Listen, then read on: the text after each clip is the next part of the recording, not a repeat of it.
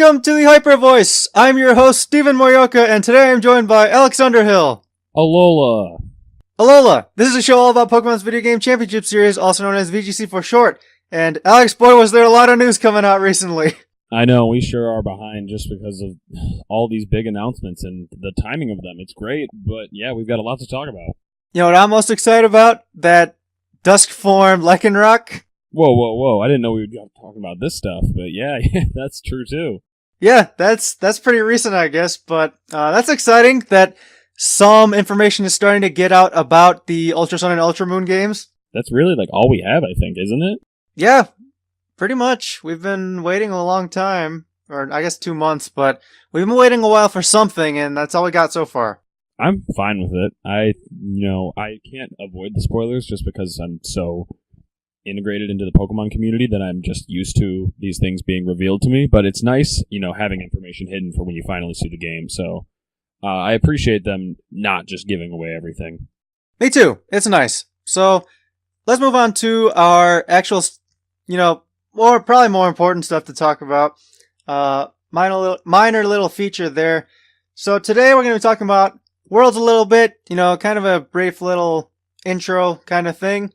The Anaheim Open, and then the big circuit news announcement about the 2018 season. That was awesome. But let's start with Worlds. We'll get to all that good stuff later. Worlds 2017 in Anaheim is going to have the same structure as last year, which means you have the day ones playing, the day one players playing on day one who need to go at least X2 to advance to day 2. And then on day 2, you have all X2s advancing to cut. So, like it, love it, hate it? I think I was fine with that structure last year. I did it myself, and I was able to make it through to the second day. I went, I think, 6-1 out of the 8 rounds that we had, and so I was just pulled from the tournament then. And I think that it works out really well. You don't have those silly extra rounds where you're just playing, but you can just throw the game because you already know that you can't possibly have 2 losses. And it just allows you to whittle down the competition. I don't really know. I'm trying to think of what ways they did it in years prior to that, like in 2015. What did they do differently? I think in 2015 they just did. I think they did the same thing. Once you were guaranteed to make this next day, get day 2. They withdrew you from the tournament. Like, I don't think there's anything fancy or different going on there. Okay. Yeah, then I guess that's the same case, and I think that it works out fine. The only thing we would have expected possibly differently is something like what we've been seeing at the internationals, where we have the records carry over, but that would be just such a ridiculous advantage to the people on day 2 that it would be kind of silly, considering that they don't even have to play the first day, and so they are guaranteed to have 0 losses. So I don't really know. I don't know what other system we would expect, considering that people get buys to the second day versus some people have to fight through day 1. I like it as is, and I'll be excited to play through the same structure. It's nice knowing that ahead of time. I think it's great. Makes resistance a pretty much a non-factor for this tournament entirely. So, can't complain about that. Like it a lot.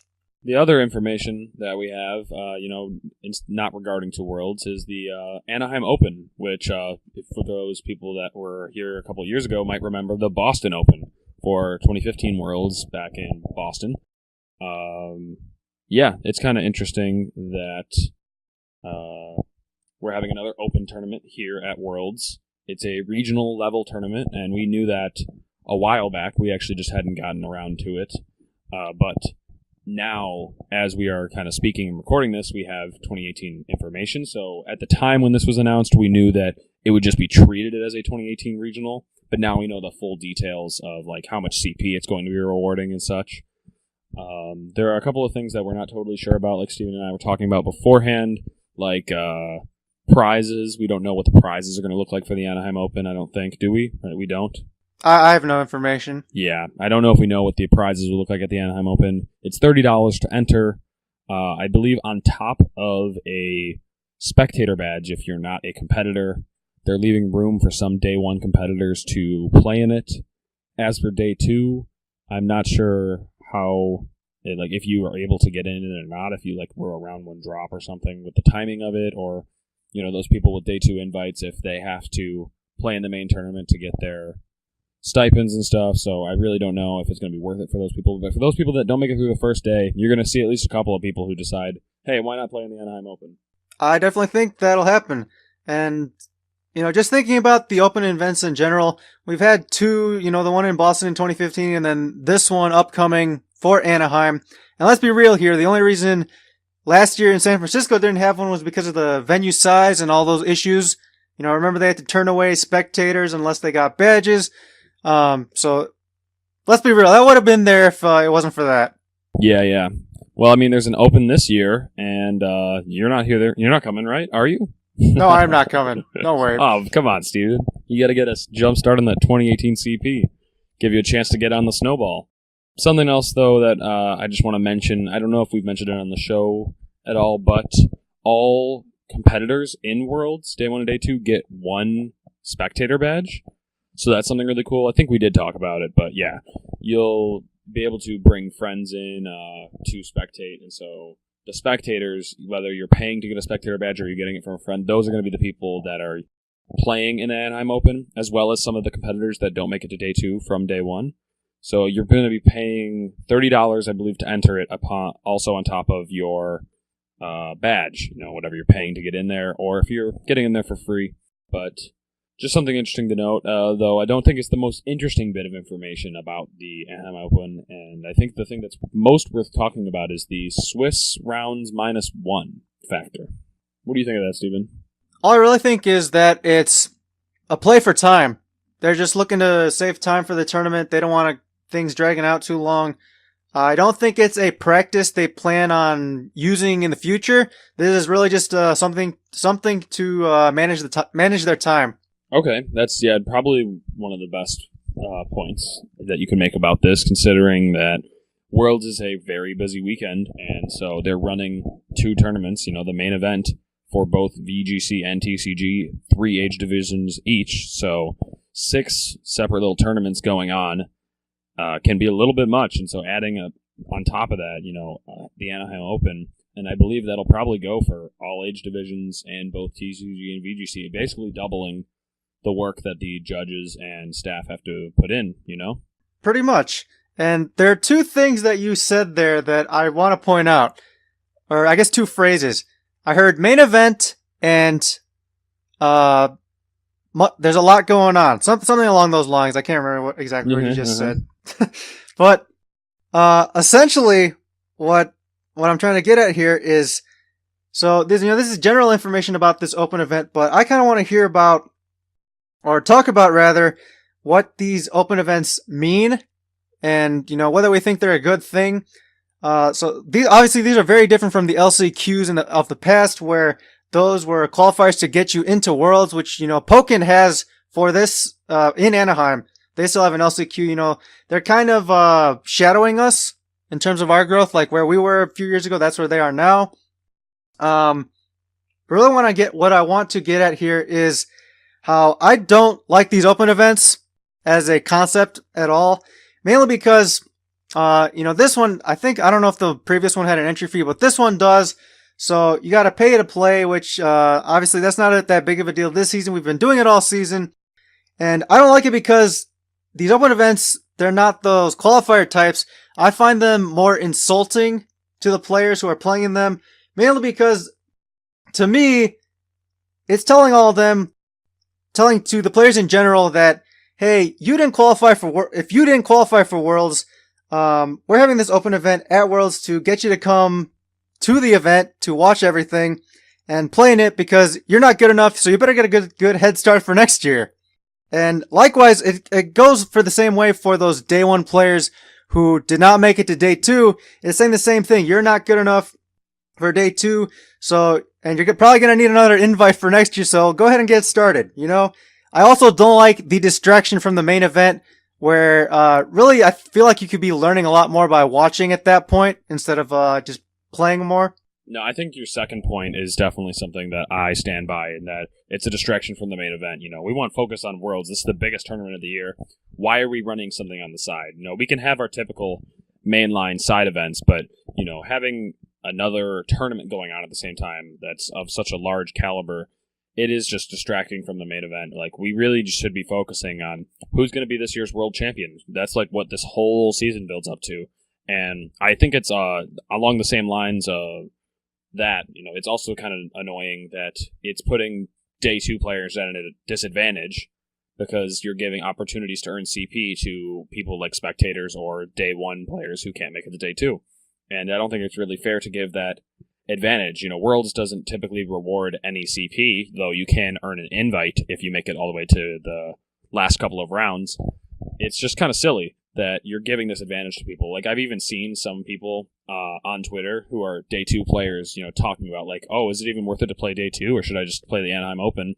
And I think it's almost silly for them to say that, not to call anyone out, but why are you not considering playing in Worlds, giving yourself that chance to become the world champion? That's like what we play the whole season for. We don't really play to, I don't know, like that's at least my mindset in it. Some people play to, maybe earn those travel awards. It's a new kind of prestige that we've been introduced to in this year with the snowball and stuff. But I think it's kind of silly that you're distracting from the main event, you're taking it away, and then you're also putting day 2 players at a disadvantage. So, this kind of conflict.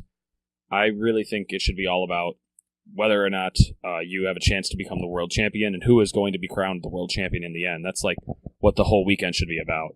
Yeah, I completely forgot about how day 2 players don't even get a chance to do that, because they're playing still playing in Worlds, and when you look back retroactively after that day is over, some of the players who didn't do too well, if obviously you can't know beforehand really, but if they did, they would have said, well, I would have played in the Anaheim Open instead.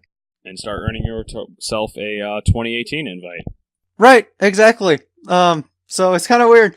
I don't know, they're weird. It's, again, this is just part of the business model of making the company more money, which that's fine. They can do their thing. I just don't like how normally these side events at Worlds or at a big tournament like this is really turned into a grand side event. And it's a really big deal. So, I just don't like the concept of the open events at Worlds. Yeah, exactly. I mean, I'm all for having more spectators coming to the event, but it's not really bringing in spectators per se. Like, the people that the Anaheim Open is drawing in the people who are there to play it, and so they're not really going to be watching the main event nearly as much as they should be. You should be there to see the most spectacular matches you're going to see all year long. And so I know that if I were in that kind of situation, like that's kind of how I'm feeling about the Anaheim Open, is if I don't make it to the second day, I really don't want to play it because I want to watch, the World Championships live. Like, that's kind of a really cool aspect of being there, and I don't want to miss out on that. I guess there's always stream, right? That's the reason you can use. I'll watch it later. Yep, that's true. It's not the same. It's not the same, though, Getting to see these battles happen live, getting to sit with the crowd and experience it, especially people from all over the world, it's really, really cool. So I would definitely recommend people to come out, even if you're just coming as a spectator. You don't have to play in the Anaheim Open, and if you don't have a Worlds invite, it's still really worth it and really cool. Well, the Anaheim Open may turn out to be more critical than events of the past, mainly because this event is, one of the earliest events for the 2018 season, counting for that year, and considering all the announcements that came out in the big announcement, could be crucial for those points and those people looking to join the Team Snowball for this season. Oof, the Team Snowball, the CP train as we were calling it, but I think most people have jumped to the term snowball, so I know myself personally, I've come accustomed to it, and that's what we'll probably refer to it from here on out. But just to explain it to people that don't know what we're talking about those people who earn CP in London and just use that CP to earn them travel awards to the other internationals. Then they ended up in Australia, earned enough CP to keep themselves on the snowball, and then snowballing, their CP just keeps growing with them, and nobody's able to catch up. We look at those people up there with like 1,000 plus CP when you really only needed 500 for the bar. Those are the people contending for day 2, obviously, who they've shown that they are strong enough to get these finishes at the international level, but it really helps that they have all the reason to go when they're getting paid. So, no disrespect to them, it's all in the system, but yeah, the snowballers will just keep on snowballing, so we'll actually get to that in a bit, but we do have 2018 circuit info, which is really, really exciting considering how early we've gotten it. And also very surprising, I think I was talking to Steven about this the other day. One of the best announcements is the fact that we had an announcement already. That's one of the best parts of this announcement. But is in terms of the content, I personally am not a very big fan. Oh, okay. So let's get into this. Essentially, when you break down some of the key things and highlights from the announcement is essentially there were major adjustments to championship point payouts, the best finish limits. So BFLs, the kickers, those saw a radical change, pretty uniform, but a radical change, along for every tournament. We also had, most of the regional schedule announced for North America and Europe, special events as well for some areas. Other places had nothing announced yet. So, I'm sure they're still working those plans out. We do have the internationals, their rough timetables at least, and there are cutoff dates for those as well. So that's really nice. And then lastly, the 2018 World CP Bar was announced right away. We didn't have to wait for anything. And obviously, all this information is still subject to change at some point, which we did have happen to us last year. So, I guess we can start with. Well, I guess, Alex, what do you want to start with? I just did want to make a quick comment that it is, again, very awesome that we have this info, because I remember last year, it was, I believe, post-Worlds, and we had gotten a original rendition of what the payouts and bar were going to be, and then I remember there was so much outcry about it that a week later we ended up getting it changed. So we'll have to see, like Steven had said, that it is subject to change. We could end up seeing some things moved around, but I think one of the most important things to start with is talking about maybe adjustments to CP as well as the bar. Like, that kind of just lays out what the whole season is going to look like. And so we should probably mention the new bars just to put everything into perspective when you understand what the CP payouts have been changed to. All right, let's do it.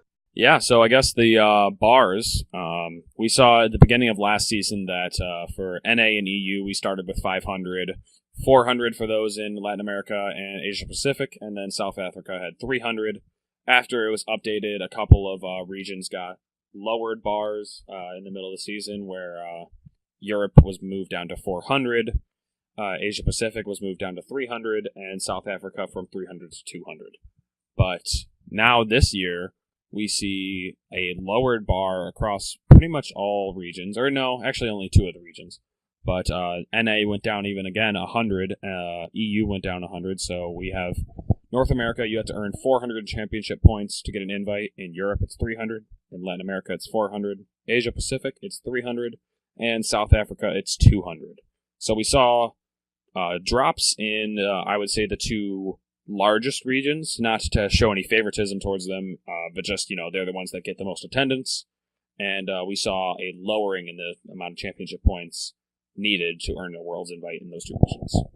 So the bars at those levels for North America and Europe at 400 and 300 respectively, if you look at this year's data for those regions, they don't add they don't add too many invites, but North America would gain about 20 more, with whatever those values were from this past season. Europe would gain about 10 more.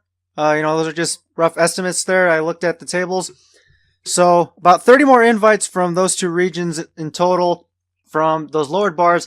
But again, that was when the layout of the CP distribution was different, and there were BFLs in place for regionals, which those are gone. That's a big thing. Wait a minute. But, what did you just say? What? What did you just say? I know. Didn't you triple check that too when you saw that? I even fell for somebody tweeting out a fake Cerebi link on Twitter. It said something like, "Oh, don't worry, the regionals had been updated, and now there's a BFL of 3." And I was like, "Phew!" And then I checked it, and it was just a link to like the Rick Astley song or something like that. And I was like, "No." Yeah, I totally got tricked there because apparently regionals do not actually have any best finish limit. Ooh, that's a big one. Let's push that aside for now and talk about the other tournaments first, because that's a big one. Let's move to what was it? Premier Challenges.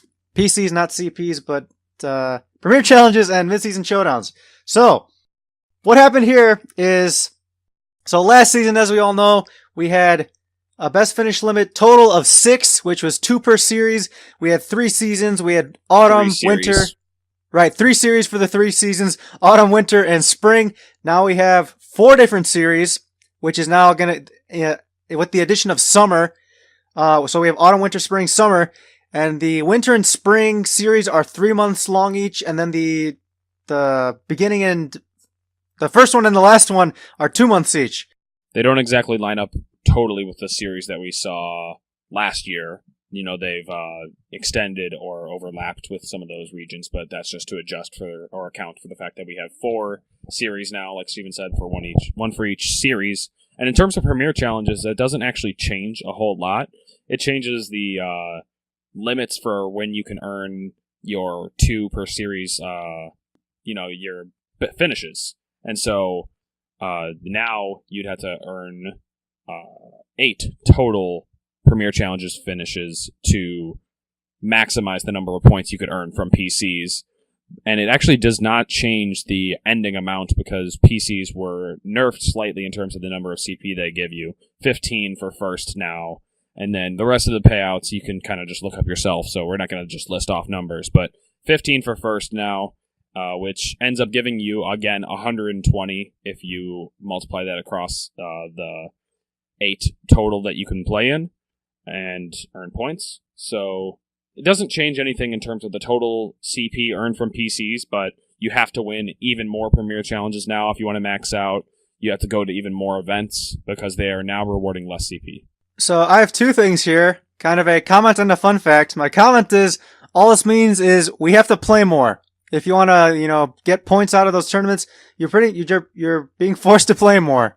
You don't have to, but if you want to fill up your BFL, you're going to. I'm fine with that because I'm a big fan of small tournaments. I attend a lot of PCs. That's kind of why you'll see my play points are relatively high, and I'm not really ashamed of it or anything. I just enjoy going to tournaments, and so I end up going to a lot of Premier Challenges to support the local scene, to hang out and play Pokemon. I enjoy VGC, and so emphasizing a increase in the number of Premier Challenges people should be attending, I think is a good thing. Okay, yes, that's a good thing to support the locals. Yeah, I don't want to be playing more. Well, that's you. That's you. See, I think of this like the way I treated school, and school was always, you want to do the least amount of work possible to get the greatest grade possible, highest grade possible. And I guess this applies for, qualifying for Worlds and everything here too. But the less I have to play, the better, so I'm not too happy about this announcement. I see.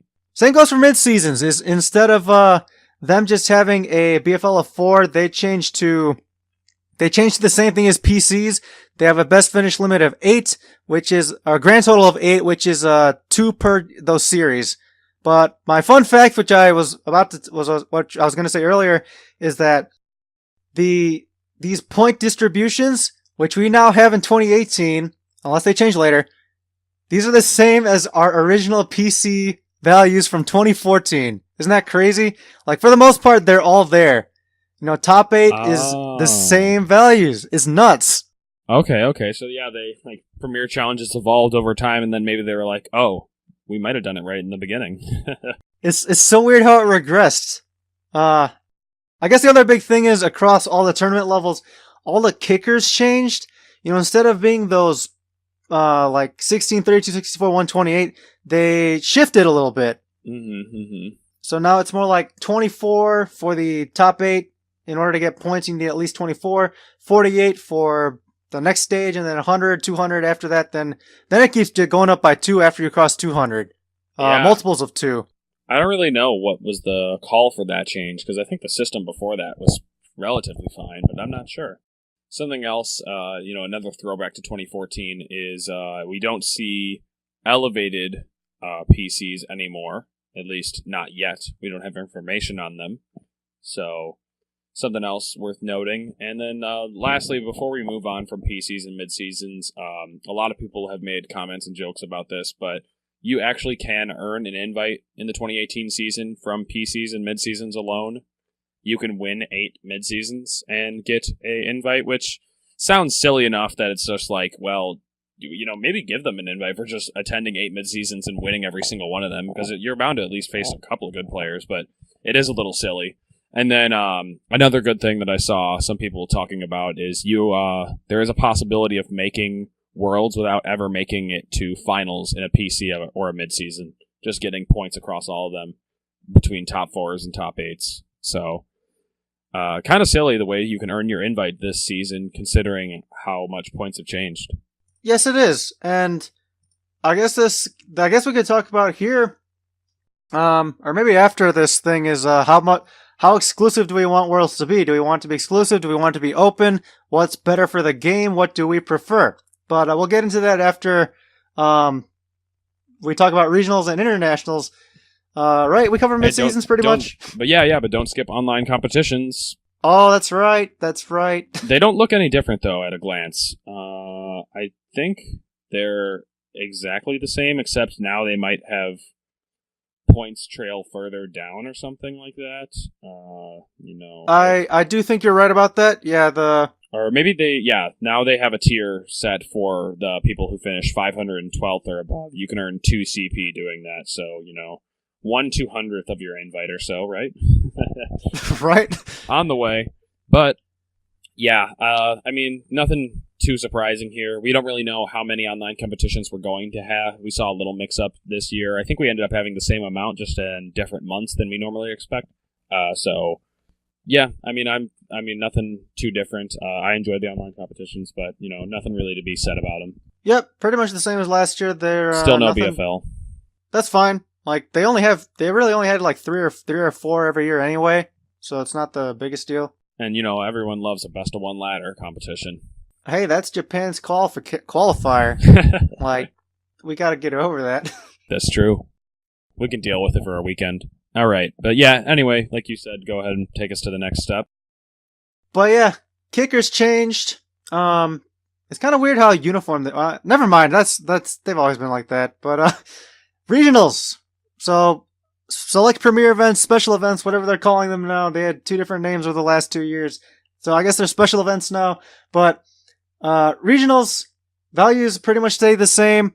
In terms of point payouts, like there's a few differentials between 2017 and 2018. There's a plus 20 in the top 64 range, and in the top 128 range, and or is it plus 10 in the top 4 range? So nice little boost there. What do you think about them? I think that the CP that they rewarded was pretty good. I think it's actually probably better in the system, a regional earning you half of an invite. I think that's just about right. You're going to have to play in more tournaments than just one regional. So earning about half an invite just seems like an alright scale in terms of the total CP. But and then the way that they scale down is fine. Special events being ranked at the same tier, I think, kind of fixes one of the problems that we saw at the end of last season. We had a special event, I think, somewhere in Spain. Maybe is Madrid in Spain? I don't know. I don't know my geography. So no, that's right. Yeah, there was, I think, a special event there that I believe Edu ended up winning, and he only got 130 points, but it was larger than some of the European regionals that we had saw. So I think it's a good change, especially considering that, these can draw in just as many people. I don't really know what's the point of having a special event category if it's the same as a regional, but, maybe that's just like the impromptu regionals that we don't have scheduled out already or something. I don't know. There's a reason that the category still exists. It must be a stupid reason because, like you just said, the points are the same, so I don't understand it either. Like it's weird. I don't get it at all. So bluntly, it's a stupid reason. It's the same point payout. You might as well. Okay, wait. I guess online competitions and mid seasons have similar point. No, they don't. No, they don't. No, they don't trail down the same. Yeah, they don't trail down the same. So yeah, this is dumb. Anyway, but there has to be that separation between midseason and online because they're not the same thing. You can't call the online competitions an online midseason or something. However, let's get to the most important information about regionals. Where is the BFL? I can't find it. Can you? It says NA on my screen right now, so I'm not really sure how to feel about this. My initial reaction when I saw this is, what is going on? But I've obviously had some time to think this information over. And still, in general, I am not a huge fan. I think it's a bit messy that it encourages the term what we call wallet warriors, people who are willing to spend more money than others to just travel to all the events.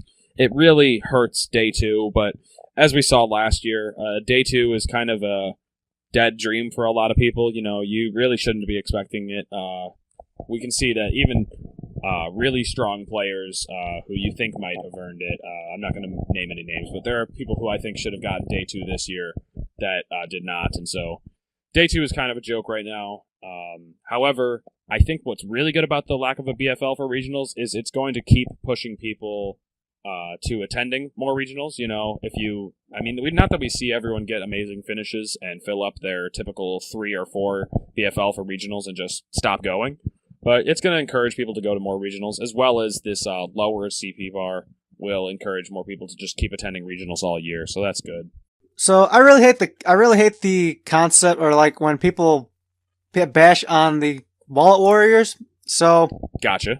What's the problem with people spending why can't people spend their own money to do whatever they want to? Do people see it as unfair? I think one thing that people need to understand about, wallet warriors, if that's what you want to call them, is, it's however people want to spend their money, and if this is something that they enjoy, if this is something they want to put money into, then that's fine. You got to consider that if they're spending more money to go to more tournaments and then they end up earning a travel reward, they are kind of they're still losing money from traveling, and so if you're spending less money and you don't get the travel award, just consider that maybe you could have spent another, $300 and ended up still netting a positive on money because you earned that travel award. So just consider, you can travel to more tournaments. Everyone has that ability to do so if you want to try to make it to like the travel award level. See, the purpose of the BFLs is to quote unquote give people an equal chance at, getting roughly the same number of finishes as other people who go to these same levels of tournaments. And with the BFLs gone, that's going to help attendance, but people should be able to spend the money however they want. You shouldn't shame them for them. If you think it's unfair, well, guess what? Life is unfair. True. And you just think about the real world, and the rich are going to be rich, and they're always going to have more than you of something. Yeah, more opportunities, exactly. And they're going to live probably I'm not going to say better lifestyle, but more luxurious lifestyle, perhaps. Yeah, exactly. And so, it sucks that, with the lack of a BFL, it's going to encourage some people to travel to more tournaments than others, and it's going to give them that edge. But really, this year, everyone should just be aiming for a day one invite, because day two is going to seem really sporadic with snowballs and no BFL for regionals. Just shoot for a day one invite and just be satisfied with that. I always go back to that argument of it doesn't matter how many events you go to, you still have to do well at them and earn points at them. Mm-hmm. And, the counter argument to that is, well, people get more opportunities to do that in that case, whereas I could only get 1 or 2. These people get like 8 or 10, and they're able to get more chances to fill up those slots, to aim for day 2, get more points, travel awards. But BFLs are gone now. What I would say to people is, just focus mostly on yourself. If you're not getting day 2 after winning every event, then yeah, you have something to complain about. But guess what? If you didn't win that regional, focus more on that. Say like, oh, I lost in top 4 because my opponent outplayed me. Well, work on your play. Think about what could you have done to win that regional. And instead, worry more about that than, oh, well, this guy got to travel to another regional than I did, and that's just not fair. Focus mostly on yourself and not, hating on others. So probably one of the main points about the BFLs being gone is how it's going to affect travel awards and, that team snowball and pretty much people, obviously those travel awards are nice. The ultimate end goal should be to be winning worlds, and you can do that from day one. We'll still have to wait and see what happens in Anaheim, whether we get some type of performance like that again, or whether someone from day 2 is going to take it this time. But it's someone from we'll day 1, see. Steven. I'm right here in the call. Sure. You don't have faith in me? We're not going to talk about this. Oh no. That would be awfully conceited. I'm just kidding around anyway. But, before we move on from regionals, sorry that I did cut you off. Something I want to point out is that we have the regional schedule completely announced, and we should probably talk about that. Oh, that's right. Stuff is starting, immediately in September. Oof, don't remind me, because that's my regional. That's one that I will be literally attending. 2 weeks after Worlds, and hold on. We had Liverpool a few weeks ago. That was a few days after. That was a few days after the big announcement, and that's a few weeks before Worlds. So kind of nuts. Mm-hmm. Yeah, it's just crazy how we have 2018 CP tournaments coming up so fast. We've already had one, and we're having another one coming right up. That could be a reason that they pushed out all this information is because of Liverpool happening that weekend, and they wanted people to know how much CP they were earning. If I was going to it, I would definitely want to know how much CP I'm earning. But it's really great that we know when all the regionals are. We actually know all of their dates and where they are, and so that's just really, really cool. We have other announcements like cutoff dates for the internationals, as well as general dates for the internationals. They tell us that Brazil is happening, not Brazil, or it might be in Brazil, I can't remember, but the Latin America International will be happening in April, stuff like that. So really cool that we have all of this information announced so far in advance, so people can start planning their trips and stuff. Yeah, it's very good. It's very good to have all this information. Very happy to see that Europe or London in Europe is also has a specific date already. That's nice because that's only a few months away from now. Odd that it comes out the date of Ultra Sun and Ultra Moon's release. Ugh, it's so icky. Yeah, it's weird. Do you think they're gonna have to play in a 2017 format for that international? I think so, and that's just such a bummer. That's not even fair for the Europeans. Oh, or man. everyone who travels to it. Why? I mean, obviously TPCI can decide to start the format on November 1st, which, whatever it is, cool. Otherwise, Europe, for your internationals, you're really, in the format, you're really playing on its birth and deathbed. So. Yeah, we did talk about this. It's so interesting. I don't know what they're gonna do, but, yeah, we don't even know if the format's gonna change. I mean, imagine it will. It'd be weird. It'd be weird for something like VGC, which has had changing formats every season, to not have one for now. Well, we're gonna be playing on Ultra Sun and Ultra Moon, but that is something that we actually haven't pointed out yet. Somewhere in the description for next season, it says that the game will be Sun and Moon, and nowhere does it say Ultra Sun, Ultra Moon will take over when they're released. It has no mention of Ultra.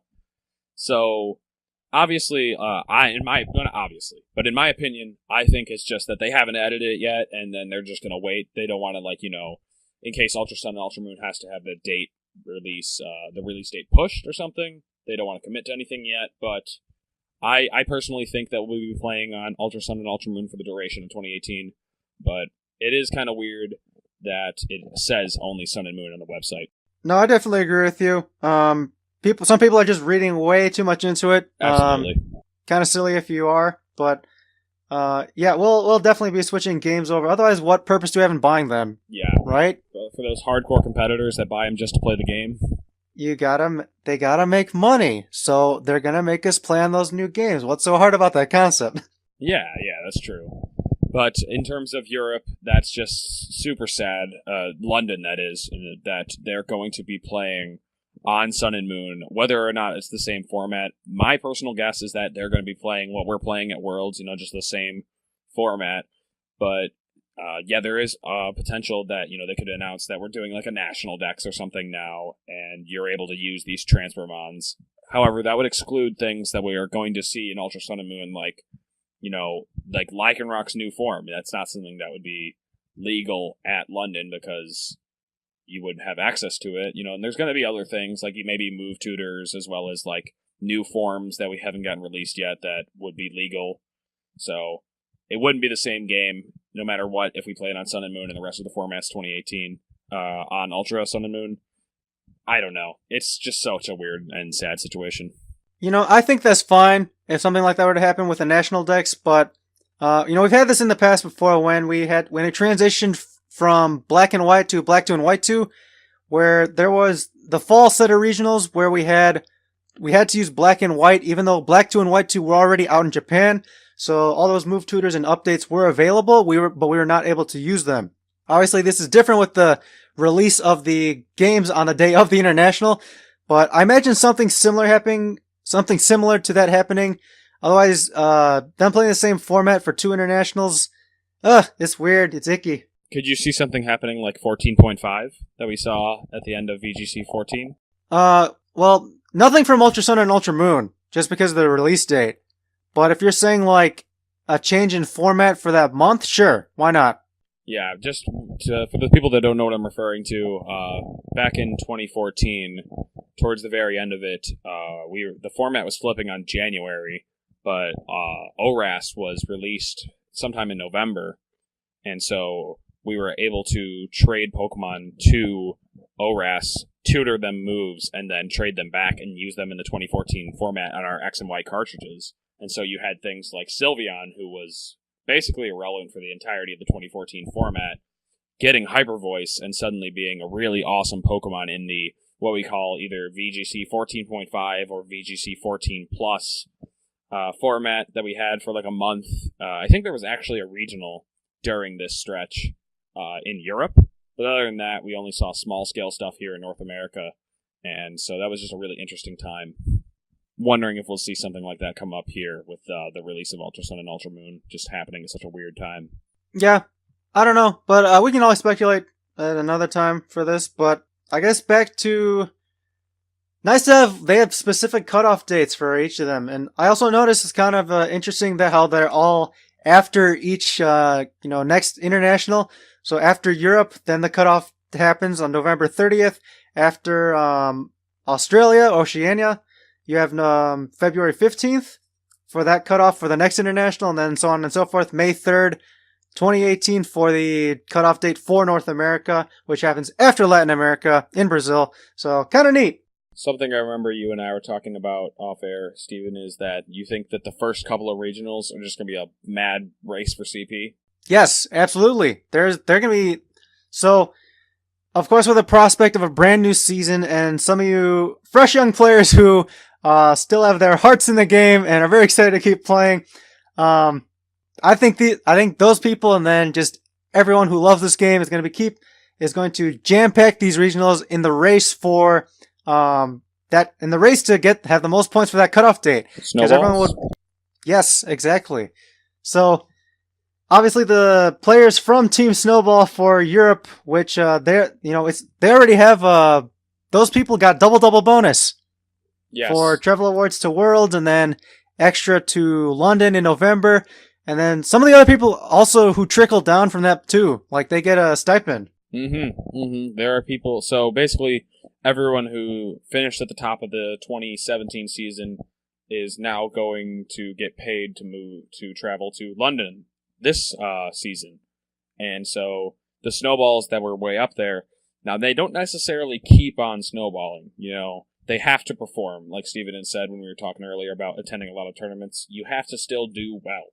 There's no guarantee that the people that are currently on the snowball remain on this next season's snowball. And also, you got to consider that regionals. There's at least a couple, I think, regionals happening before London. I don't know the exact number, but we do have the schedule, so we can look at that.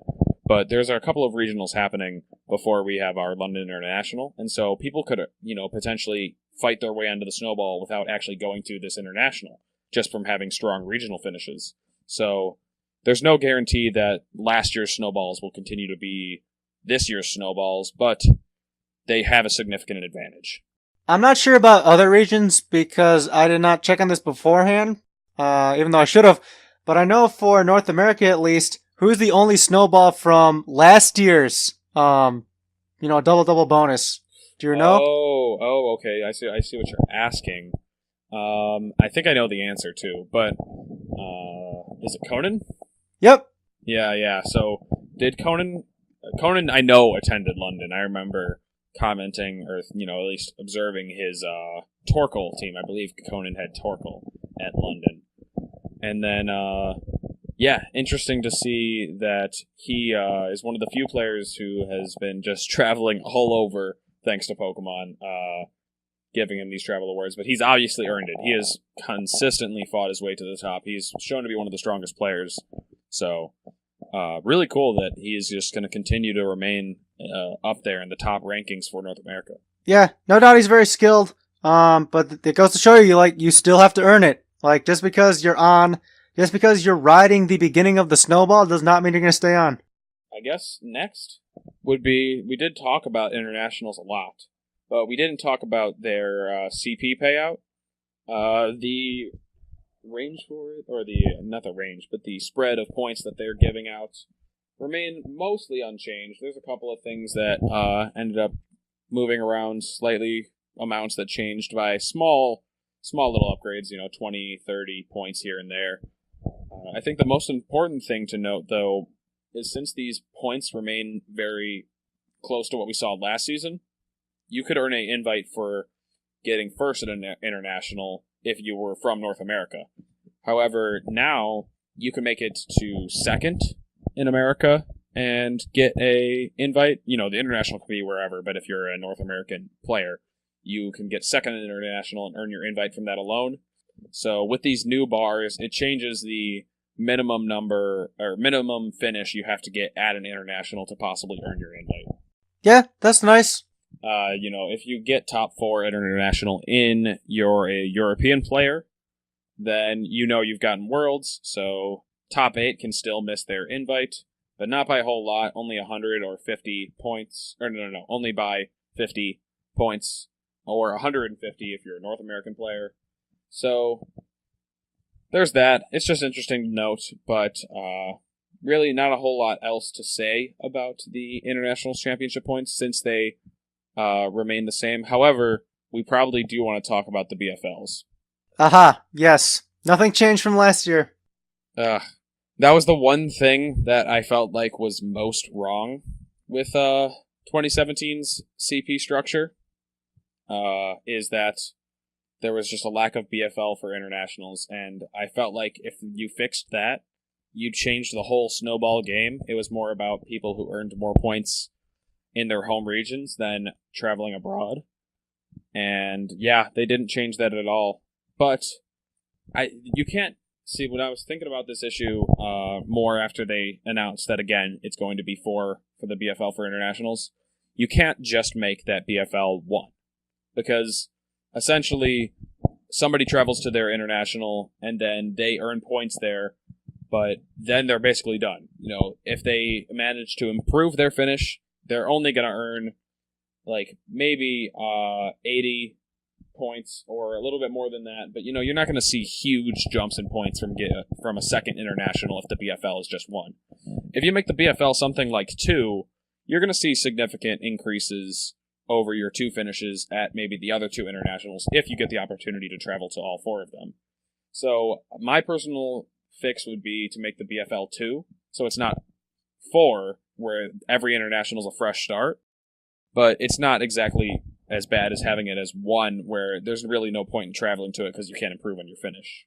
It just seems like they don't believe that the prize money, the title, and the trophies are enough to motivate people and give them an incentive to keep traveling and doing their best at these tournaments. They feel like there has to be the payout of championship points in huge amounts to entice people to continue traveling, playing in their tournaments. It is weird that we're kind of, moving towards championship points instead of prestige.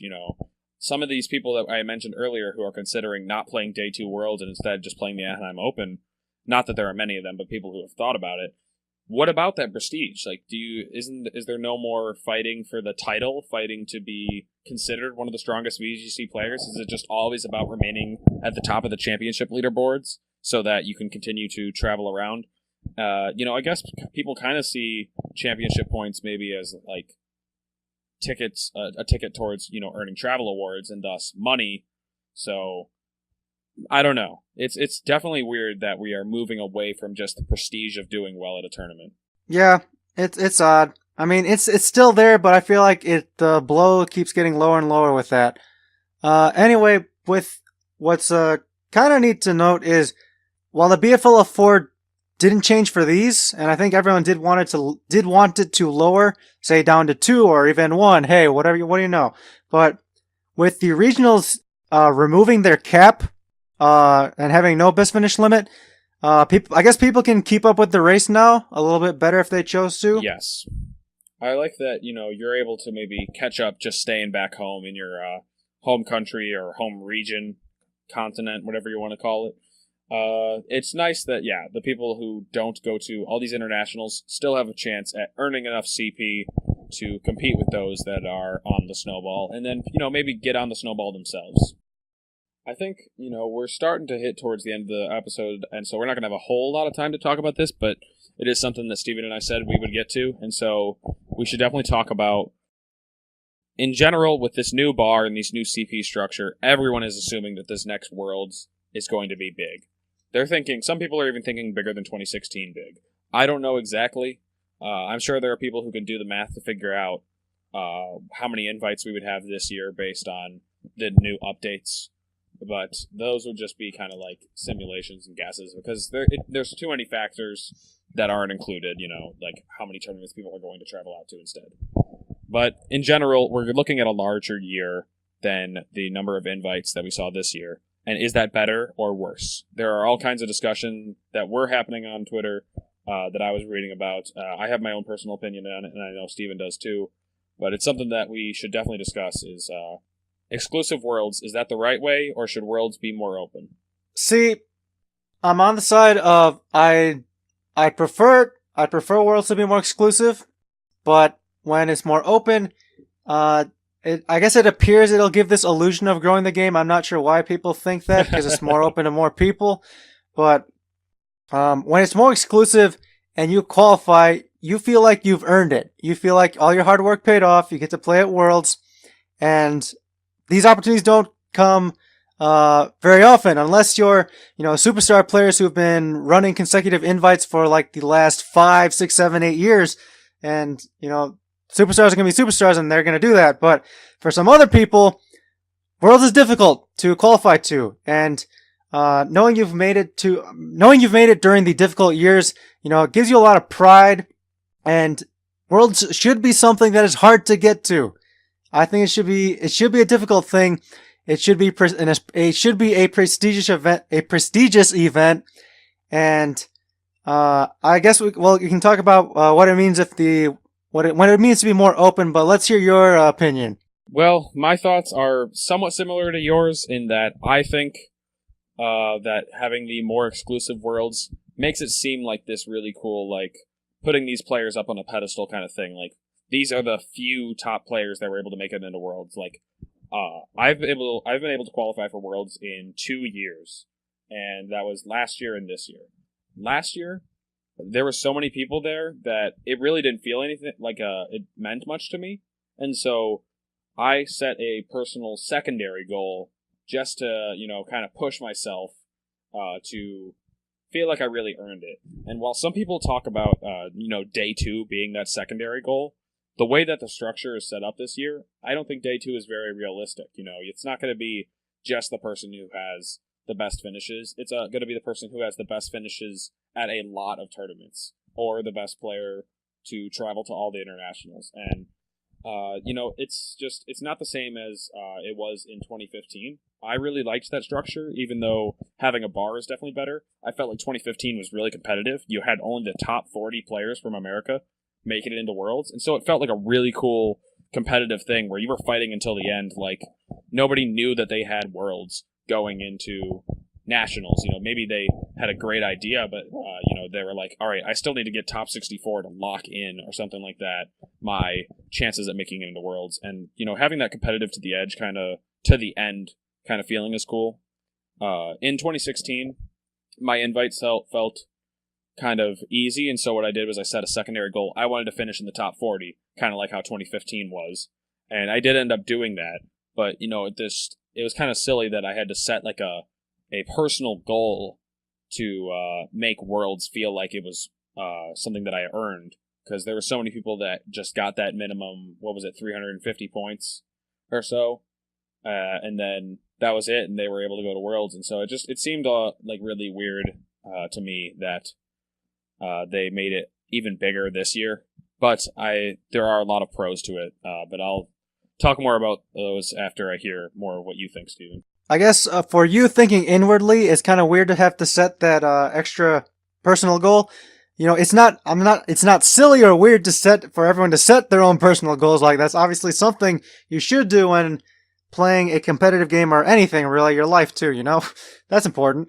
But I guess in terms of with the more open events, you're right in how it feels less special. I feel like if there are if the event is super crowded, a lot of people qualified, then what was the point? Like, everyone's here anyway. Yes. At least you'll see that the top players are still going to rise to the top. The players that got that minimum 400 and were good, got it through mostly PCs and mid-seasons. I mean, it's fine. Earn your invite however the system sets it out for you. There's going to be no disrespect to the people who earn invites in this upcoming season, because no matter what, you do it, and you're just going to play the way the system's set up, and that's not your fault. So don't go discouraging anyone who earned an invite because, they're just playing the system. But the way that I see it is that you're still going to see the top players come out on top, and it's nice that you're giving opportunities to the people with less time, who have more responsibilities, or maybe less money, people that can't continue to go to as many large tournaments, and so these smaller scale tournaments are going to give them a better shot at making it to the World Championships, and they'll still get to experience this. So that's at least a cool aspect of it, but it's still hard for me to move past that. Like, I really want Worlds to be this exclusive thing for the best players only, whereas, maybe having an open Worlds, like Steven had said, could be better for growing the game, as well as just giving opportunities to everyone.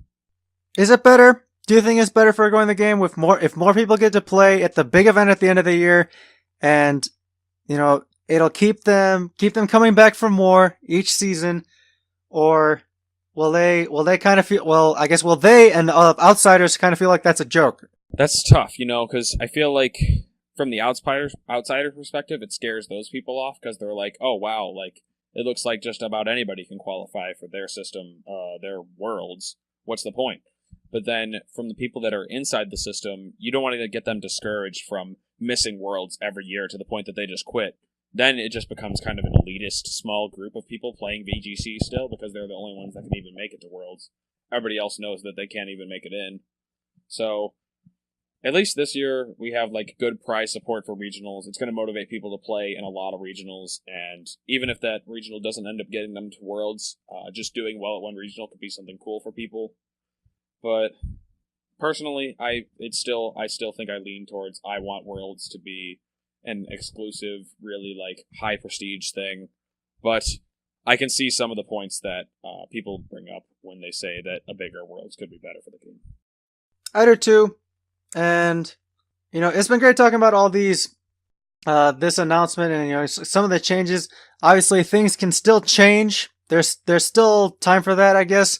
We've only had one big event happen so far, which we actually didn't get to talk about, Liverpool. Which that's fine. We'll maybe get to it in the future, maybe not. But yeah, that'll about do it for this show, I think. A lot of crazy announcements. Good luck to everyone participating in the 2018 season. Start training, start getting ready for whatever tournament you're going to. I think it's gonna be a crazy start. It's gonna be a crazy big start with all the adjustment to the prize structure, which we didn't get to talk about that. It's better, it's bigger and better, so that's nice. I think is the general consensus. And I think it'll be a mad rush in the beginning. And then we'll see where it goes from there. Yep. I'm looking forward to it, though. I think that competing in the 2018 season is going to be really exciting, especially since, like I had mentioned, going for day 2 seems like kind of a stretch this coming season. So maybe I'll just get my day 1 invite and then just park it and just spend the rest of the time doing other things, since I know I'll already have an invite. It really depends. The upcoming season can be whatever you want it to be. That's right. Play your own game, just like within the game itself. Yeah, true. Okay, sweet. So that's our show. You guys can find us on iTunes. Leave us a review there. That would be sweet of you to do. And we also have an email, vgchypervoice@gmail.com. You can send us feedback. Send us your questions there to talk about, answer on the show. That is awesome. And please do send us feedback, wherever you'd like to, the email, Twitter, comment sections of the YouTube channel. That'd be awesome. But we also have Twitter. You guys can find us there. Alex, where can people find you? I am at Lexicon VGC. And Steven? I am at Super Morioka. That was our show. Thank you so much for listening. We hope you've enjoyed it, and stay tuned for next time. Alola.